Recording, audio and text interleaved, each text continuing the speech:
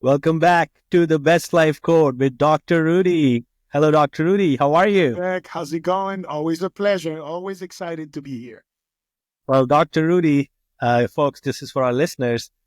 He sent me a video where he was on stage on a Biohack Expo. So I don't know if that video is public yet, but we will be sharing that soon too. Great talk, Dr. Rudy. And second thing, I saw a video of you with Serena Williams. Isn't So that that was exciting. I've been using some of those new devices, the M-Sculpt Neo and the ExoMind, that's transcranial magnetic stimulation. And we went and treated Miss Serena Williams, the amazing tennis goat, like nobody like her. And she posted, before I couldn't talk about it, but she posted on that publicly that she's been using those to help her achieve strong body, strong mind. So it is treatment to help increase muscular development, which, she's always been an athlete, always had this, but also that TMS of stimulation of the brain for brain fitness. It is something that we don't talk enough about. Our next episode is going to be on CMS and brain fitness. So Miss Serena Williams, again, she posted that, been going to her house and treating her, and she's doing really amazing. She's really doing great with the treatment. fantastic? I was on my feed and video showed up and then I was like Serena Williams and then I saw Dr. Rudy. You're like, I know this guy. I was like, we never spoke about it. Okay. I was like, okay, this is great. Yeah. And then my talk at the Biohacker Expo, I talked about psychedelics and wellness. And, I talk a lot about psychedelics, about the brain, because yes, we want better physical body. We want better physical health. What about mental and spiritual health? What about brain health? We go to the gym all the time to develop our muscles. How about our nerve cells? Don't we want to grow more nerve cells as we get older, as the brain starts atrophying, as we have fewer brain cells? So this is what I'm looking a lot into. So today our talk is going to be on GLP-1, a subject that I love. And we're going to talk a lot about GLP-1 and what it does to the brain. Also fascinating, what it does for anti-aging and all the benefits beyond weight loss. So GLP-1 has seen an amazing transformation from diabetes medication to now miracle drugs. And we're going to talk about this. And I'm going to say that again, I finally signed all the contract with my publisher. I'm going to get published by iBooks Incorporated, publishing my book, The Ozempic Break. So I'm really, really excited about this. And I call it the Ozempic Breakthrough, but it's really going to be about the beauty of GLP-1 and how the discovery of that pathway is changing our healthcare now and will change the landscape of healthcare as we know it over the next 10, 20 years. Okay. This is exciting. A lot of things happening, Dr. Rudy's end and everything, all the hard work of your lifelong journey coming together. And we can't be more excited. We're just sitting on the edge of our seats, waiting for the book to launch. And no exciting moment than seeing all of a sudden on my feed with Serena Williams yesterday. So that was amazing. I was like, great. All right. So before we jump into today's GLP topic, I do want to acknowledge our audiences. Once again, we are in charts in many countries. The newer one added in the list is Israel. So thank you for our listeners in Israel. And thank you everyone in obviously US, Canada, UK, Austria, Germany, Switzerland, and now Israel also added to the list. I think even Australia was there. So continue to make this podcast more famous. I also saw that Joe Rogan published his 2000th episode on Spotify. I mean, it's easy to think that this guy became famous, but then we look at the work he's put is crazy. So, but we'll get there, right, Dr. Rudy? That's the plan. I have no doubt, and I'm glad to see that we're being listened to in different countries, because what I talk about, what we discuss, Vivek, it's something global. It is unfortunate that now there's a lot of malaise. Our human race is not doing too well because of the amount of toxicity. We've poisoned Gaia, we've poisoned Mother Earth, and now we're suffering from it. So the amount of chronic diseases that we're seeing around the world it's mind-boggling. And this used to be only a first world problem, the US and a few countries. Well, now we've exported all of these toxins everywhere. Microplastics, they've done studies recently where they've done biopsies in both humans and animals, both in the brain and testicular tissue. And 100% of the subjects were found to have microplastics in the brain, in the testicular tissue, in the placenta, being passed on to babies. And plastics are toxic. They're estrogen, xenoestrogen, and they cause so much toxicity. So we're seeing a world that is struggling with chronic disease like we've never seen before, with mental health issues that we've never seen before. So the more we can bring clarity and the more we can bring biohacking, what can you do to hack your biology? What can you do? Because our biology is really in trouble right now. Yeah, it is a sorry state in that way because the problem is just getting bigger and bigger. But more on the positive side. Today we're going to talk about... and what I like to say, technology got us into this mess, right? We don't live like our ancestors used to live. Our world has become very toxic because of the technology. But we need technology. We need progress. Even plastics, that I demonize plastic a lot. I can't live without plastic. Although at my home, I try to remove all my plastic containers. We don't use any plastic in the microwave, no plastic water bottles, but we can't live without plastic. So technology has a place and has helped us there. Well, technology is going to help us get out of this mess also. And that's what I like some of those medications, especially GLP-1, because it's technology, it's scientists that were able to discover that miracle molecule in that pathway that exists in our body, and were able to hack that pathway. And now we found something that is so helpful for so many people. And I think that's where we can start the podcast. Again, the magic of GLP-1 medication, I call them miracle drugs, the most important medical breakthrough since the invention of penicillin. Because right now, everybody listening, I'm sure they can see that.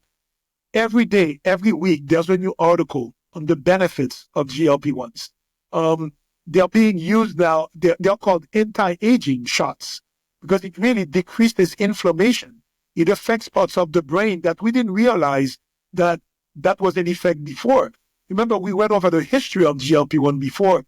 They were first FDA approved in 2005 for diabetes. And the first few generations of GLP-1 almost had no effect on the brain until 2018 when Ozempic came through and was really able to cross the blood-brain barrier. And now we're seeing all of the benefits. And I'm going to, again, list some of the benefits of GLP-1 medication. And the most important one that we've seen lately is the psychoactive effects of GLP-1s, meaning it acts on the brain. And it acts mostly on the dopamine, the reward centers of the brain. And we're seeing people are having less reward-seeking behaviors. A lot of people, anecdotally, and I used to see that because I've been using GLP-1 so much, my patients used to tell me that all the time. So I talk about this, but now the studies are coming up and showing this. A lot of people are reporting decrease in alcohol use. That is very, very prominent. Actually, that's most likely going to be the next FDA approval for GLP-1 medication. People who think that don't want to drink as much, don't crave alcohol as much, so easy for them to get away from it. Even shopping, people who shop too much, people who vape too much. So a lot of those behaviors that are reward-seeking behaviors, that are pathologic reward-seeking behaviors, things you shouldn't really do that much. You see that GLP-1s acts on the reward centers, the dopamine centers, modulate those centers, and people feel better. Big food and big tobacco, all those fast food industries, they do not like GLP-1s because that medication makes people make better choices, healthier choices. But how beautiful would we have a world where people are no longer just victim of their cravings, whether it's food, alcohol, shopping, gambling, vaping. If we could find something that helps people be free from those addictions, how much of a healthier population would we have? It's mind-boggling, and it's also, it feels like not real that so much impact this drug can have. But there have been really tremendous stories and, already, and you've been in this field. So I want to start this question with first tackling the early studies that have suggested that GLP-1s can reduce cancer risk, particularly in metabolic related cancers. What do we know so far? What's the evidence looks like? Do you want to talk about that, please? Definitely. So the worry about GLP-1 all the time was, would it increase the risk of cancer, specifically thyroid cancer and pancreatic cancer? So for the thyroid cancer, there's still a black box warning on GLP-1 because when they were doing studies in the 80s on rodents, on mice and rats, they saw that there was a very slight increase in a very rare form of thyroid cancer called medullary thyroid carcinoma. And then that was back in the 80s. The FDA approved the first GLP-1 in 2005. So now we have 20 years of experience with it. And the studies are mixed. And I'm going to say that. There was one observation study, meaning that it wasn't a placebo randomized controlled trial where they just looked at patients. And they see most of the studies are showing that there's no increase in thyroid cancer. There was actually in Europe, that was the equivalent of the FDA, the European Medical Agency, the EMA, did a study. They looked at almost 2 million people in post-marketing analysis to see if there was an increase in that form of thyroid cancer, and they did not see it. They did not see also an increase in pancreatic cancer. Now, more recently, there was another observational study that showed that there was possibly a slight increase in thyroid cancer. Again, it was a causation, an association. It wasn't a really well-done study. So that study kind of, made us open our eyes, be like, okay, should we look into this more? But the bigger study that was done in Europe, almost 2 million people, really has not shown an increase in thyroid cancer. What we know for sure is that a lot of the endocrine-related, hormonally sensitive cancers, 10 out of 13 of them were shown to be decreased by the use of GLP-1. And those are cancers like ovarian cancer, even prostate cancer, esophageal cancer. So 10 out of the 13 obesity-associated cancers were reduced. And it makes sense. I always say that. When we talk about GLP-1, we call it the Swiss Army knife of weight loss, of wellness, because it does so many things. It almost feels like it's an infomercial. One product can give you all of those benefits. Usually, we tell people, be wary about this when you hear that. But GLP-1 is different. And why does it affect so many different organ systems? Because it decreases inflammation. It decreases insulin resistance. Those are the key triggers for chronic disease, including cardiovascular disease, cancer, Alzheimer's disease, Alzheimer's dementia. That's why we see one medication has so many downstream benefits, because it impacts the molecular, the cellular inflammation that creates all of those downstream bad side effects. So always the best bang for your buck when you think about a population health is helping them lose weight, lose body fat more than weight, and decrease inflammation. GLP-1 does that like no other medication. So there's no wonder that we keep saying more and more benefits with the use of it. And I'm always going to put a caveat when I see that. I wish we never needed to have GLP-1 medication. I really wish that we can just tell patients eat less and exercise, and all of a sudden they lose weight and they have fewer risk of diseases. It's not the real world, because the real world is that people are addicted to foods. People are addicted to some of those bad foods. And no matter how much you say or they know that they need to change their habits, they're unable to do it. So I see GLP-1 really as an addiction medicine, as an anti-inflammatory medicine, as an anti-aging medicine, more than just a weight loss or diabetes medicine. Are we heading towards a world where we hack aging with weekly shots with GLPs? There is I saw a mini series on that, and that was obviously an exaggeration of everything. Like, if things go well, this is where we are heading. But what's the real picture? Where are we at this moment? Is it really like already happening? And it's already happening. So remember, I'm a wellness and longevity specialist, and I do biohacking.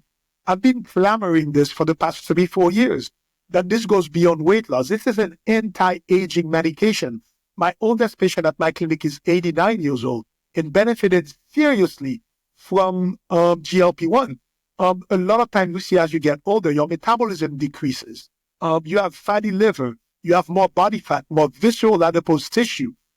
Your brain doesn't work as well. You have a lot of neuroinflammation. GLP-1 works with a lot of those. In that same study, they saw that patients who were using GLP-1 had a 40 to 70% less risk of developing Alzheimer's dementia. Because Alzheimer's dementia, they are now calling it type 3 diabetes, because it's a lot of inflammation and blood sugar in the brain that's causing it. So it is already being used as an anti-aging medication. And what we do a lot at my clinic, because again, now at my clinic, I use both the brand name that comes in a pen that has very dosing that you cannot change the doses. I use that for my diabetic patient because that's what's covered by insurance. But for my non-diabetic patients who don't have insurance, I use the compounded forms from an approved compounding pharmacy. And because they don't have the rigid dosing like the brand name, I'm able to microdose it. So microdosing GLP-1 is what is the most important development that I want to talk about. Microdosing means that you're using it at lower doses than what is usually recommended.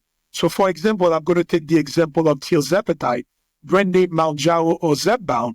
The recommended dose on the brand name are 2.5 milligrams a week, 5 milligrams up to 15 milligrams a week.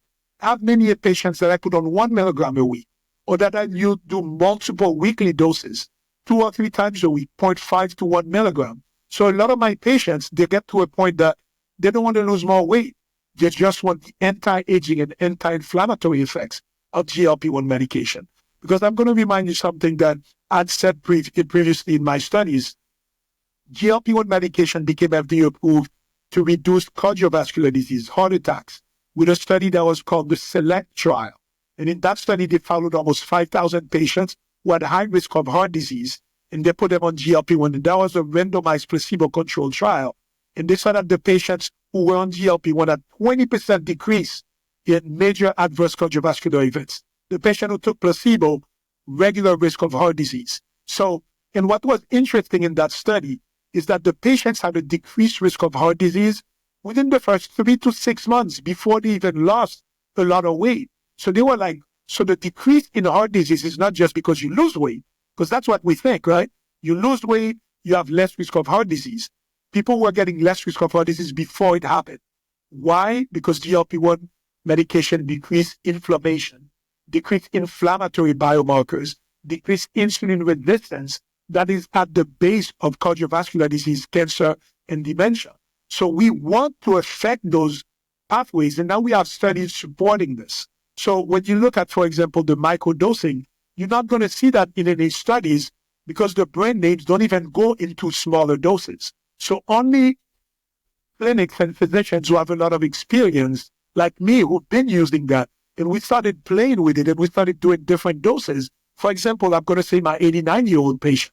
So I studied him at the regular 2.5 milligram, but he was feeling a little sick. I decreased him to 2 milligram. And then he stayed on 2 milligram for the duration of his treatment. He lost 15 pounds. He came off his blood pressure medication. And more importantly, for this patient, he wanted to go on it because he had fatty liver with stage 4 fibrosis by ultrasound. By the time he did completed the 6 months, lost that 15 pounds, we repeated his ultrasound. It showed that his liver fibrosis by ultrasound went from stage 4 down to stage 1. We didn't have any treatment before for fatty liver. When somebody comes to the doctor and they're diagnosed with fatty liver, all they tell them is eat less and exercise. See you back next year. That's what they were telling my 89-year-old patient for years. In 6 months, he decreased his level of fibrosis. So this is the magic of it for liver health, heart, kidney, brain, joints, for arthritis. It is a godsend for arthritis, GLP-1. Again, it's been shown to decrease pain from osteoarthritis of the knee and different areas, not only because you lose weight, that's a big factor, but also because it decreases the inflammation inside the joints, proven by studies. Autoimmune disease, a lot of my patients with autoimmune disease, the other day, I had a patient with rheumatoid arthritis. That's when you have severe swelling and pain in many joints, especially the hands. Patient was waking up in the morning, could not make a fifth, could not tolerate a lot of the toxic medications that we use for the autoimmune disease. Some of those medications work really well, but for that patient, they weren't working.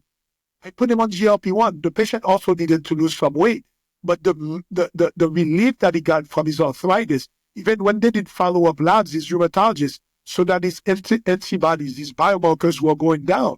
So we've seen that for psoriatic arthritis, for Hashimoto's thyroid disease, and you see the antibodies go down because, again, less inflammation, less reactive immune system. Wow. So that's a long way, Vivek, to say, yes, we are already in the period where clinicians and people are realizing what I've been saying for the past 3 to 4 years. This goes beyond weight loss. I remember a colleague of mine used to shame me 3 years ago to say, Dr. Rudy, I can't believe you're giving that medication to non-diabetic patients. You should be ashamed of yourself. I'm like, absolutely not. I know I'm helping my patients. I decrease inflammation. I decrease inflammatory biomarkers. I'm doing something great for my patient. And because we're using the compounded forms, I'm not taking it away from the diabetics because we're still having supply issues. Although they are saying now that there's enough medication, I know some areas you can't find some of the dosing. So having compounded medication to me is the key to making sure that everybody who wants that medication, if it's not covered by insurance, there is a less expensive way that you can still get the benefits of those medications. Yeah, I think you mentioned this. Not every physician is able to do this. Only the experienced one like you can do it. And you have, because you have experience, because you have played with it, you have compounded with it, and that's why it's there. But you talked about a lot about here again, things, those were anti-inflammation, aging, longevity, and diabetes. What about women's health specifically, like improving PCOS, menopause symptoms, hormone regulation in women especially? Could you go a little bit deeper, especially over the women's health area, please? Yes. So number one, we're going to talk about PCOS. That's polycystic ovarian syndrome. And that's when women have too much testosterone or too much androgen. And the symptoms are usually difficulty losing weight, more visceral fat, more belly fat, hirsutism, meaning they see some hair that's growing, acne, those and irregular period. You don't have to have all of those criteria to meet the criteria for the diagnosis, but some combination of this. I have so many patients at my clinic with PCOS because usually patients like this it's difficult for them to lose weight. The usual treatment for PCOS is the birth control pill and metformin.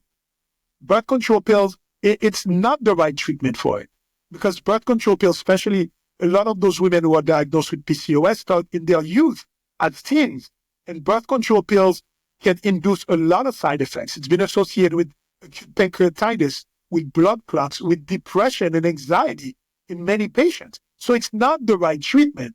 And what's the underlying mechanism, pathologic mechanism of PCOS is insulin resistance. That's why metformin used to be a good medication for it. But metformin doesn't work that great. GLP-1 medication are completely changing the paradigm when it comes to PCOS. So I've had so many patients who are able to finally get to their weight, have clear skin because their testosterone levels go down. Their periods get regulated. They have normal period because of GLP-1. I feel like it should be changed, that GLP-1 should become the standard of care for PCOS because it is so effective.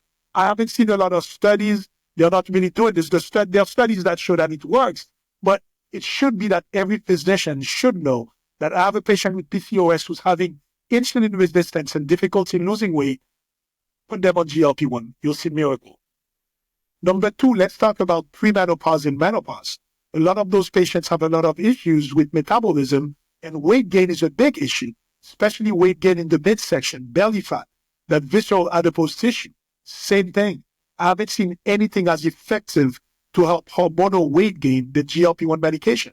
And it can combine very well with bioidentical hormone replacement therapy. And that combination works very well. But even if a woman does not want to go on hormones, then she'll get a lot of relief with GLP-1 because, again, it decreases inflammation. It's not going to replace your hormones, but because you have a less inflammatory milieu, it makes it much easier for the patient to feel better. Another interesting thing that I found, fibromyalgia. Fibromyalgia is a clinical diagnosis that affects women more than men. And it's a clinical diagnosis it's a chronic pain syndrome diagnosis where you get a lot of trigger points throughout the back or different parts of the body. Well, guess what? Many patients that I have on GLP-1, they see tremendous improvement of their chronic pain syndrome with GLP-1 medication. Again, Vivek, you're going to ask me, how come? Inflammation. So whenever somebody asks you, why do you think something is bad? Say inflammation. Why do you think GLP-1s work so well? Say inflammation.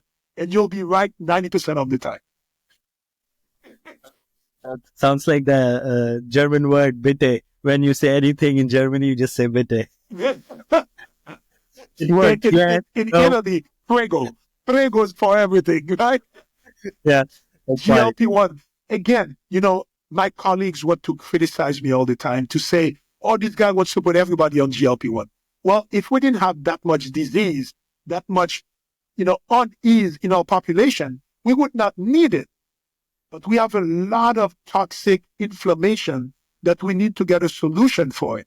And what I like with GLP-1 medication, I've never seen another weight loss medication that can help people change their behavior as much. So a lot of my patients will come in, they'll stay on the GLP-1 4 months, 6 months, a year, whatever time it takes them to lose the weight. During this time, I'm doing a lot of behavior modification with them, nutrition education. They're exercising more so that by the time it comes time to take them off the medication, I see a lot of my patients don't regain the weight, or they'll regain maybe 5 or 10% of the weight, but they remain with a good amount of weight off. And what I do with my patients, they know that. If they gain more than 10 or 15 pounds, they come back. They use the GLP-1 for 1 or 2 months, bring back, put their mind back into better places, change their habits, and they're able to stay longer with this. So, because another criticism that you get a lot from people is studies show that once you stop the medication, in 1 year, people regain about 50% of their weight. Those patients never got any nutrition education. Those patients didn't get exercise education. At my practice, I see it different, that most of my patients are able to maintain most of their weight off, and they know that if they get in trouble again, that their habits are not good again, they come back for 1 or 2 months. I'm able to maintain them long term. So, Elon Musk, no matter what anybody's thinking about it, has said a statement that eventually I'll send you the quote so we can put it there. He was very open that GLP-1 helped him lose weight and helped him tremendously. And he said the most important thing we could do for our population right now to make GLP-1 affordable at a low cost for most Americans. Remember that 70% of Americans are either overweight or obese. More than 90% of Americans have some form of metabolic disease. Can we just tell those people eat less and exercise? We've been trying that. It's not working. We need a paradigm shift, and GLP-1 should be part of our toolbox to help get there. Of course, in my toolbox, I also have testosterone. I have hormone replacement because, again, our toxic world is affecting our hormones significantly. So the world that we knew 30, 40 years ago is completely different than the world that we see today. The amount of endocrine disease, toxic-related, environment-related disease that we're seeing, it's a new world, it's a new paradigm. So the medical system has to adapt to this new reality that we're dealing with a sick society because of what we're putting out as our food, in the air that we breathe, the water that we drink. So we have a sick society that needs powerful tools to help them. And we have found something that's working instead of still looking for a solution. I mean, I'm not saying you shouldn't be looking for a solution. We should still find a way to fix our food chain and environmental and ecosystem with less toxicity. But it goes back to we are still trying to find solutions there, but here there is something which is already working. So now how can we make it more accessible to more people? Exactly. And again, And you said it well, Vivek. The real solution is to clean our food source. It's to clean our environment, to clean our oceans. Are we going to wait until that happens? In the meantime, you just tell people, come on, men up, white knuckle down. You can eat less. You can really eat yourself into a better health. I really wish. And for the people who can, good for them. For the people who cannot and need help, do not shame them into thinking that taking GLP-1 is a flood of character. You know, a lot of people using GLP-1s have that shame that I could not do it by myself. I had to use this. I'm ashamed. Absolutely not. If you have thyroid disease, you take thyroid hormones. There should be no shame in that. If you have hypertension, you take blood pressure medication. There should be no shame in this. Of course, I always preach personal responsibility about the pillars of wellness. That includes better nutrition, exercise, sleep, stress management. I always push my patients to do those things. But sometimes my patients are in this neurobiological dysfunction where their brain is so inflamed that they cannot make the right decision. And willpower becomes something that, I thought willpower in character was something that you did have or don't have, and our personality or character was static. You either self-motivated or you're not. No, that is not true. The more inflammation that you have, the more unbalanced your hormones are, you will not be the same person. And if I can decrease inflammation and balance for your hormones, that's when you can be the best version of yourself. And really, a lot of those things you should do, now you're able to do them. And how empowered a feeling do our patients get when they have this?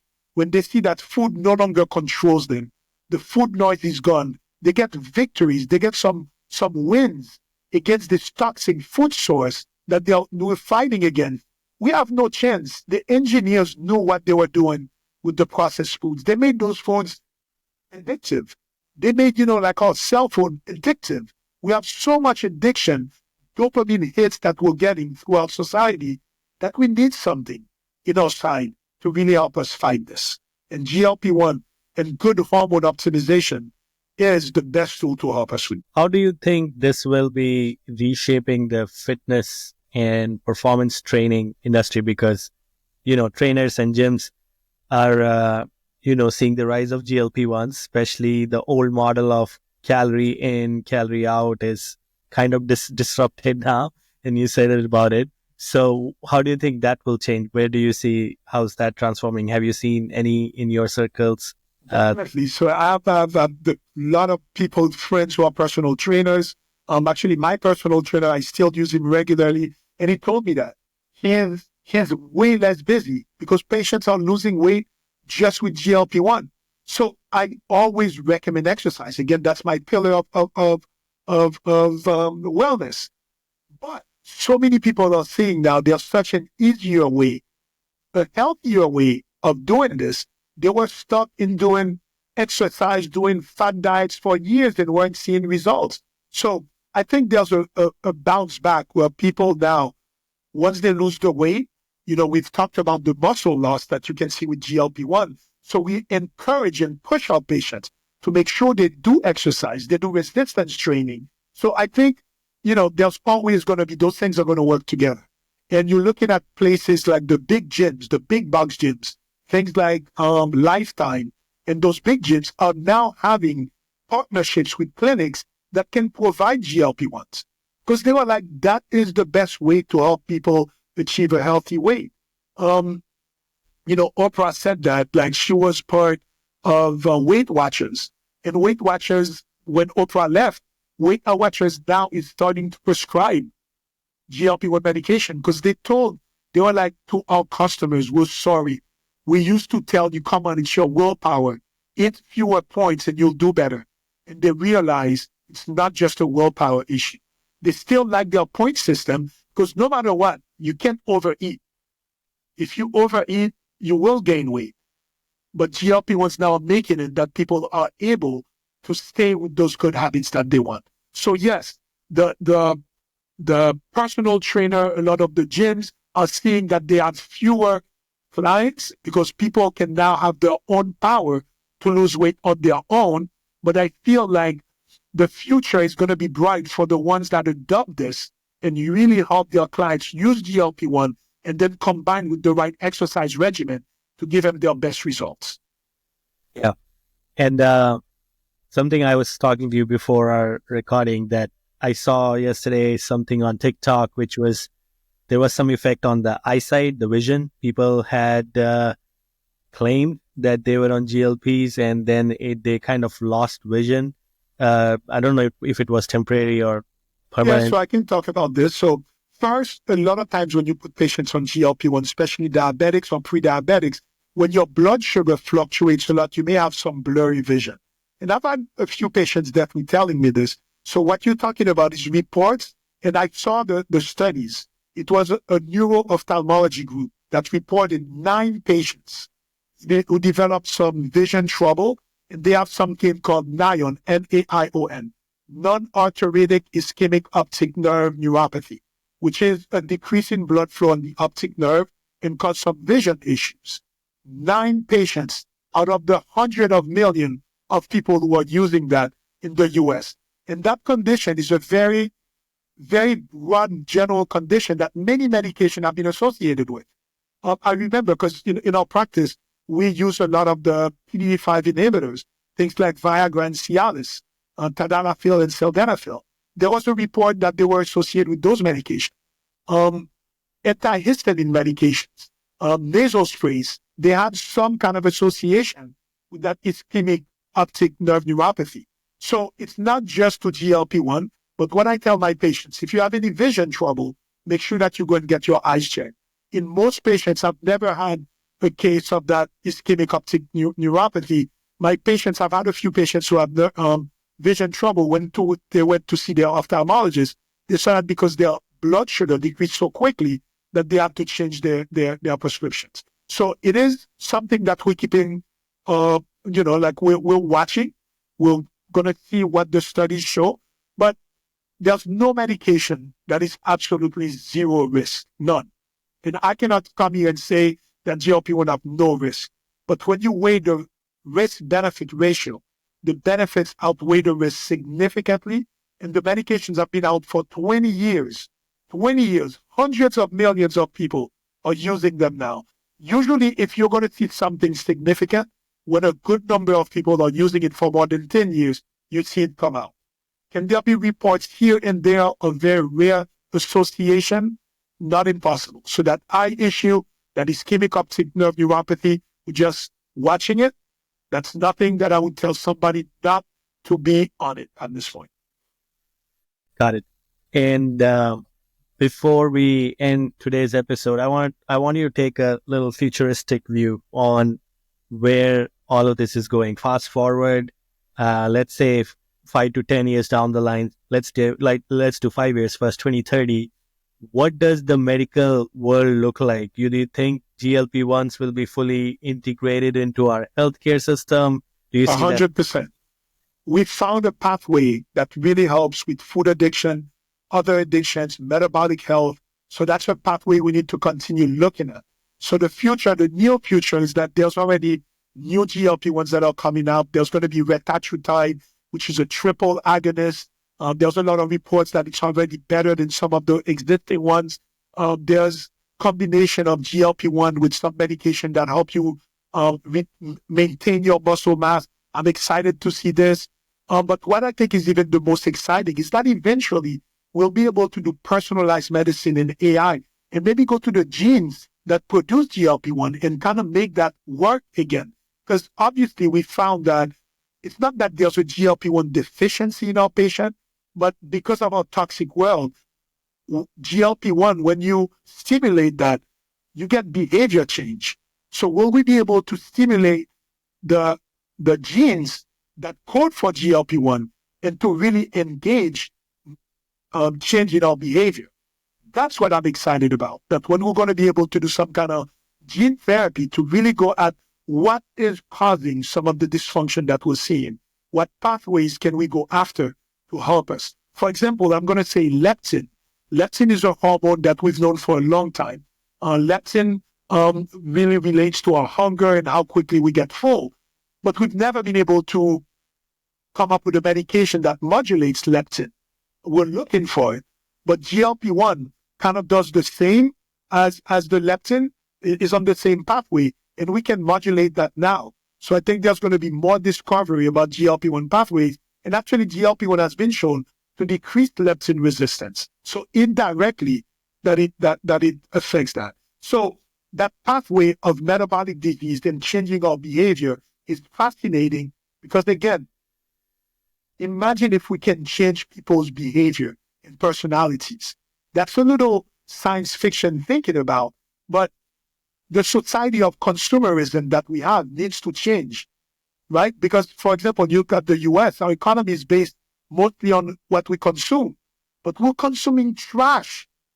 So we should consume less because unless the companies are going to change and change the kind of foods that they are putting out, which we're seeing some changes already, but unless that happens, we need to change our behavior and become better educated consumers, not just educated, able to resist the addiction that those companies have put us into.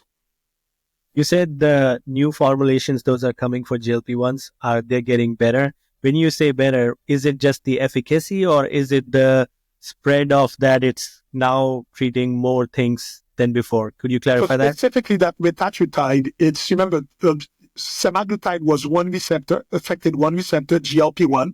Tirzepatide affected two receptors, GLP-1 plus GIP.